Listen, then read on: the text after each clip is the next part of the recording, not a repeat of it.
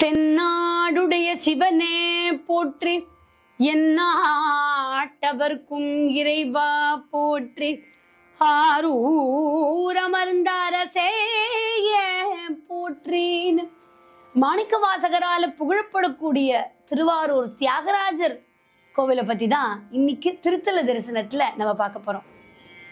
ஆரூர் அமர்ந்த அரசே போற்றி.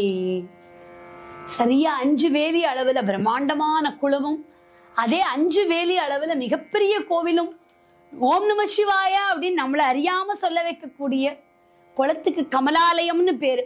அதை சுத்தி பார்த்தாலே கோவிலை சுத்தி வந்த மாதிரி இருக்கும். கோவிலையும் குளத்தையும் முழுமையாய் திருப்தியா சுத்தி வர நமக்கு ஒரு நாள் வேணும்.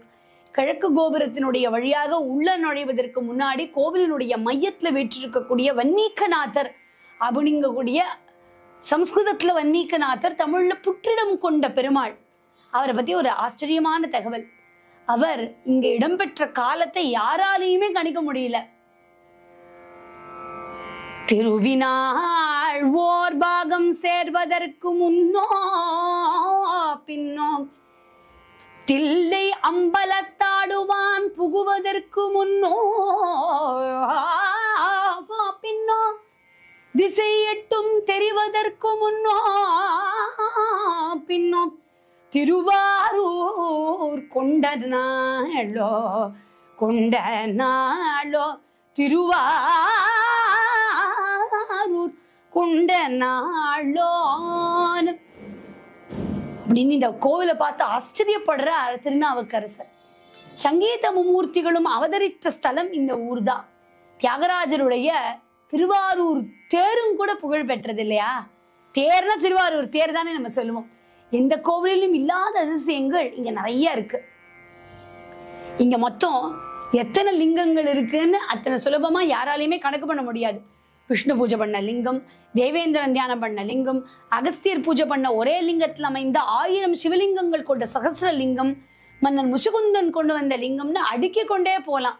அதிலும் குறிப்பா உடல் மற்றும் மன ரீதியான காயங்களை ஆற்றுகின்ற ருண விமோச்சனர் அப்படிங்கிற சிவன் சந்நிதி ரொம்ப முக்கியமானது.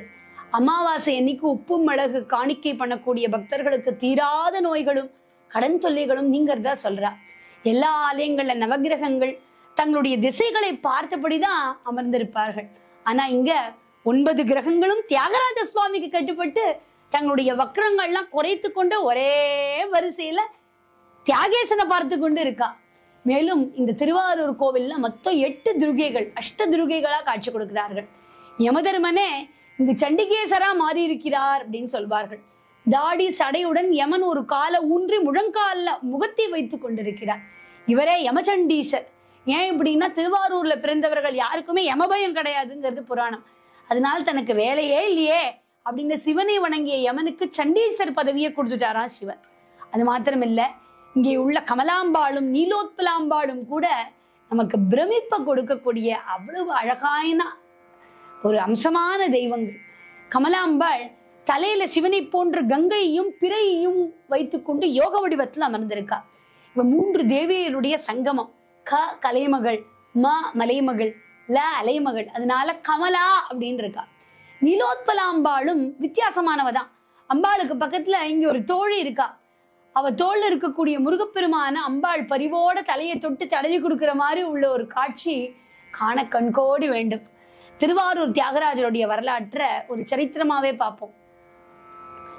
கைலாசம் நந்தவனத்துல ஒரு குரங்கு ரொம்ப அழிச்சாட்டியம் பண்ணிட்டு பூக்கள்லாம் பறிச்சு கடிச்சு துப்பி இலையெல்லாம் கிள்ளி துண்டு துண்டா பிச்சு எரிஞ்சு எதிர்பட்ட பறவைகள்லாம் சீறி விரட்ட பூ பறிக்க வரக்கூடிய பெண்கள்லாம் ரொம்ப தொல்லை பண்ணுது. அந்த குரங்கு அடுத்த ஜென்மத்துல அந்த குரங்கு சோழ அரசன் முசுகுந்தனா பிறந்தது. ஏன்னா குரங்கா இருந்த போது இலைகளை கசக்கி பீத்தி எரிஞ்சுதே, அது எல்லாமே வில்வ இலைகள். எங்க போட்டுதுன்னா தன்னை அறியாம சிவனும் பார்வதியும் இருக்கக்கூடிய இடத்துல கீழே போட்டுது. தன்னையும் அறியாமல் குரங்கு வில்வ இலைகளால் அர்ச்சனை பண்ணதுனால சோழ அரசனாக பிறக்கக்கூடிய பாக்கியம் அதுக்கு கிடைச்சது. அது மாத்திரமில்ல, தியாகராஜருடைய திருவாரூருக்கு, தியாகராஜரையே திருவாரூருக்கு கொண்டு வரக்கூடிய ஒரு மாபெரும் அதிர்ஷ்டமும் கிடைச்சது. மகாவிஷ்ணு தபஸ் பண்ணிட்டு இருக்கார். வெயிலையும் மழையிலையும் அசையாது கடும் தவம் பண்றார். ஒரு நாள் அவருடைய தபஸுக்கு, மகாவிஷ்ணுடைய தபஸுக்கு சிவபெருமான் காட்சி கொடுக்கிறார். வேண்டுபவர்களுக்கு வேண்டுவன தரக்கூடிய ஈசனே, எல்லாம் இருந்தும் புத்திர பாகியம் இல்லாமையால நான் ரொம்ப வருத்தப்படுறேன், எனக்கு ஒரு குழந்தை வேணும்னு தாபப்பட பின்னால் நடக்கக்கூடிய இனிய நிகழ்வுகளை முன்னாடியே உணர்ந்து திருமாலை அணைத்து கொண்டார் பெருமாள். பின்னர் திருமால் தன்னுடைய நெஞ்ச கோவில அந்த சிவனை நிறுவி ஆனந்தத்துல இருக்க திருமாலுடைய மூச்சு காத்தால உஸ்வாசம் நிஸ்வாசம் இன்ஹேல் எக்ஸ்ஹேல் நடந்த உடனே சிவபெருமானும் அசையற. இப்படி இருக்க இதுக்கு பேர் என்ன அப்படின்னா, இந்த நடனத்துக்கு பேர் தான் அஜபா நடனம் அப்படின்னு பேரு. இப்படி மகாவிஷ்ணுடைய மூச்சு காத்தாலேயே நடனம் ஆடின நடராஜருடைய மேல தேவர் உலக தலைவன் தேவேந்திரனுக்கு ரொம்ப ஆசை வந்தது. அவனுக்கு நிறைய கஷ்டம் இருந்ததுனால மகாவிஷ்ணுவால பாதுகாக்கப்படக்கூடிய சிவபெருமான் தங்கிட்ட இருந்தா எனக்கு ரொம்ப நல்லது இருக்குமே நினைச்சான். திருமாலுடைய திருப்பாதங்கள்ல விழுந்து யாசித்தான். கடைசியில தியாகராஜரை ரொம்ப சந்தோஷத்தோட தேவர் உலகம் கொண்டு சென்றார். தியாகராஜருடைய வரவால பழைய பிரச்சனைகள்லாம் தீர்ந்தாலும் புது பிரச்சனை ஒண்ணு வந்தது. என்னன்னா, வலன்கக்கூடிய அசுரன் தேவர்கள்லாம் ஓட ஓட விரட்டுறான். தனக்கும் ஆபத்து வரும்னு தேவேந்திரன் பயந்து போன மாதிரியே ஆபத்து வந்தது. ஒரே நொடியில தேவேந்திரனை தோற்கடிச்சான் வலாசுரன். தேவேந்திர பதவியை அபகரித்ததோடு தேவேந்திரனை ஓட ஓட விரட்டுறான். பூலோகத்திற்கு ஓடி ஒளிந்தான் தேவேந்திரன். பூலோகத்துல சோழ நாட்டுல தலைநகரமான திருவாரூர்ல சீரும் சிறப்போடு ஆட்சி பண்ணிட்டு இருந்த முச்சுக்குந்தன்ட்ட, அப்பா நீதாமா எனக்கு கொஞ்சம் ஹெல்ப் பண்ணணுங்கிறான். போன ஜென்மத்துல குரங்கா இருந்து தன்னை அறியாமல் வில்வ அர்ச்சனை பண்ணவர் தானே இப்ப ராஜாவா வந்து முச்சுக்குந்தனா இருக்கார். ரொம்ப ஃப்ரெண்டு தேவேந்திரனுக்கு. அதனால எல்லாம் உனக்கு உதவியெல்லாம் பண்றேன்னு சொல்லி வலாசுரனோட போரிட்டு தேவேந்திரனுக்கு மீட்டு கொடுத்தாரு அவனுடைய ராஜ்யத்தை. யாரு? முச்சுக்குந்தன். கடைசியில முச்சுக்குந்தன் விடைபெறும் போது இந்திரன் பாதுகாத்து வரக்கூடிய தியாகராஜரை வணங்கினா அப்போ ஒரு அதிசயம் நடந்தது. மகாவிஷ்ணுவால தேவேந்திரனுக்கு வழங்கப்பட்ட அந்த தியாகராஜர் இருக்காரே, தேவேந்திரனுக்கு கூட தெரியாமல் வணங்கி கொண்டிருந்த முச்சுக்குந்தனுக்கு மட்டும் அந்த வினாடி காட்சி கொடுக்கிறார். எல்லாம் வல்ல இறைவன் முச்சுக்குந்தனுக்கு காது கிட்ட சொல்றார், நீ என்ன கொஞ்சம் திருவாரூர் கூட்டின்னு போப்பா, என்ன திருவாரூருக்கு கூட்டின்னு போப்பா, திருவாரூருக்கு கூட்டின்னு போப்பான்னு 3 தடவை சொன்னேன்.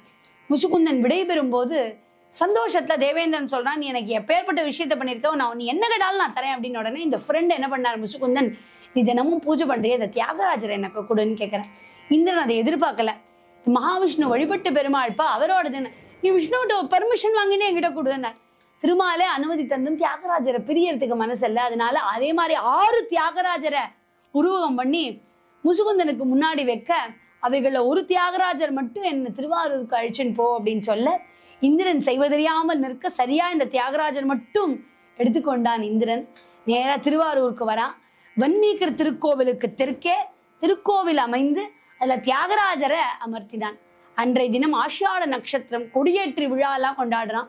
பங்குனி உத்தரத்தன்னைக்கு நீர்விழா நிகழ்த்தினான். திருமாலுக்கு புத்திரபாகியம் வழங்கி தேவேந்திரனுடைய இன்னல்கள்லாம் களைஞ்சு முச்சுக்குந்தனுடைய முற்பிறவியை உணர்த்தி, இதோ நமக்காக இந்த தியாகராஜர் திருவாரூர்ல அவ்வளவு அழகா அருள் பாலிக்கிறார். திருவாரூருக்கு வாருங்கள், எங்கள் தியாகேசனை பாருங்கள், திருவாரூருக்கு வாருங்கள். ஒரு முறை போய் திருவாரூருக்கு போனாலே அந்த சிவன் நம்முடைய உள்ள கிடக்க அத்தனையும் தீர்த்து வைப்பான். ஐயம் இல்லை, மறுபிறவி நிச்சயமா இல்லை.